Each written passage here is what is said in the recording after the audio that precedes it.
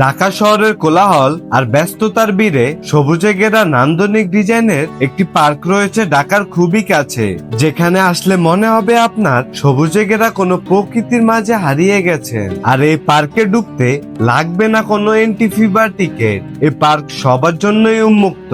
Friend circle এবং family নিয়ে ঘোরার মতো সব থেকে বেস্ট পার্ক হতে পারে এই পার্ক। সো গাইস, আজকের এই ভিডিওতে দেখতে পারবেন এই পার্কটি কোথায় অবস্থিত, কিভাবে যাবেন, কত টাকা খরচ হবে না হবে, কি কি দেখতে পারবেন, কি কি অ্যাক্টিভিটিস রয়েছে, সম্পূর্ণ একটি ভ্রমণ গাইড। তো এখনো যারা এই চ্যানেলটিকে সাবস্ক্রাইব করেননি অবশ্যই সাবস্ক্রাইব করে দিবেন, আর যারা ফেসবুক থেকে দেখছেন অবশ্যই পেজটাকে ফলো করে দিবেন। তো চলুন আজকের এই ভিডিওটা শুরু করা যাক।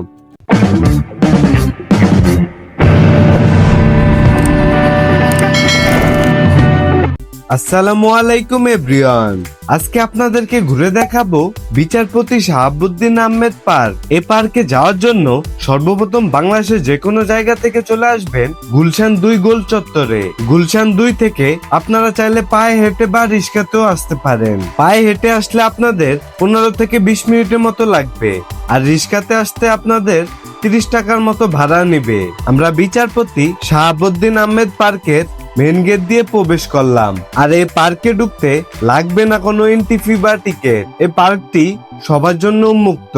পার্কে ঢুকার পরই হাতের বামে দেখতে পাবেন বেশ বড় একটি এরিয়া নিয়ে বাস্কেট খেলার মাঠ রয়েছে, যেখানে চাইলে আপনারা বল নিয়ে এসে খেলতে পারবেন।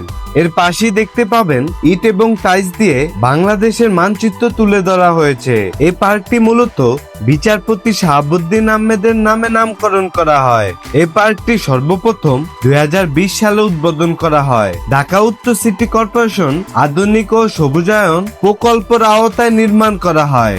এর পাশ ধরে হেঁটে কিছুটা সামনে গেলেই দেখতে পাবেন বুক ওয়ার্ল্ড। এখানে একটি বইয়ের লাইব্রেরি রয়েছে, যেখানে চাইলে আপনারা সব ধরনের বই কিনতে এবং পড়তে পারবেন। লাইব্রেরির সামনে বেশ কিছু সুন্দর প্লেস রয়েছে, যেখানে বসে ফটোশুট করতে পারবেন। এই শাহাবুদ্দিন পার্কের সব থেকে আকর্ষণ হচ্ছে এই আধুনিক লেকওয়ে এবং পানি ফোয়ারা। এই পার্কটি প্রায় 10 একর জায়গা নিয়ে বিস্তৃত। পার্কটি নির্মাণ করতে ব্যয় হয়েছে প্রায় 16 কোটি টাকা। লেকের উপরে রয়েছে জলাধার ঘিরে হাঁটার পথ, যা নির্মাণ করা হয়েছে উড প্লাস্টিক কম্পোনেন্ট এবং এসএস দ্বারা। লেকের মাঝখানে রয়েছে পানির ফোয়ারা, যা এই পার্কের সৌন্দর্য আরো বৃদ্ধি করে।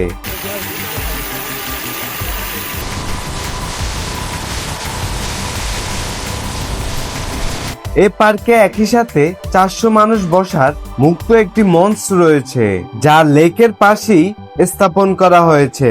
এখানে বসে আপনারা সুন্দর একটি লেক এবং কৃত্রিম পানির ফোয়ারার সুন্দর একটি দৃশ্য উপভোগ করতে পারবেন। এই পার্কে নানা প্রজাতির 1067টির বেশি ফলজ, বনজ ও ঔষধি গাছ রয়েছে, যা ঢাকার ভিতরে এত সবুজে ঘেরা মনোমুগ্ধ করার মতো পরিবেশ কোনো পার্কে দেখা যায় না।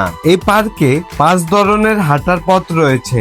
একটি হচ্ছে লাল ইট দ্বারা তৈরি, একটি হচ্ছে কংক্রিট ব্লক দ্বারা তৈরি, অন্যটি সবুজ ঘাসের হাঁটার পথ। আরো আছে পানির উপরে উড প্লাস্টিক এবং এসএস দ্বারা তৈরি এবং সাইকেল লেন। একই পার্কে রয়েছে ব্যাডমিন্টন খেলার মাঠ, ভলিবল খেলার মাঠ এবং বাচ্চাদের খেলাধুলার জন্য বিভিন্ন অ্যাক্টিভিটিসের ব্যবস্থা।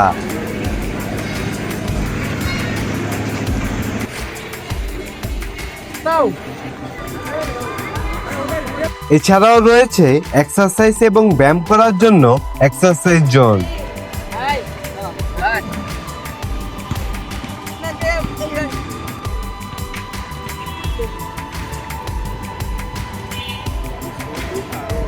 এ পার্কে বেশ সুন্দর এবং নান্দনিক ডিজাইনে একটি রেস্টুরেন্ট রয়েছে, যা এর আগে আমি অন্য কোনো পার্কে দেখতে পাইনি।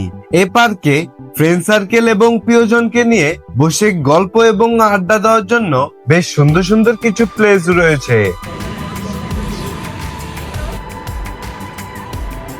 হাঁটতে হাঁটতে ক্লান্ত হয়ে গেলে রয়েছে বিশুদ্ধ পানি খাওয়ার ব্যবস্থা। সো গাইস, আজকের ভিডিওটা এই পর্যন্তই। যদি ভিডিওটা ভালো লাগে like, comment, share, subscribe and follow দিয়ে আমার পাশে থাকবেন। দেখা হচ্ছে কোনো নেক্সট ভিডিওতে। সে পর্যন্ত ভালো থাকবেন, সুস্থ থাকবেন। আল্লাহ হাফেজ।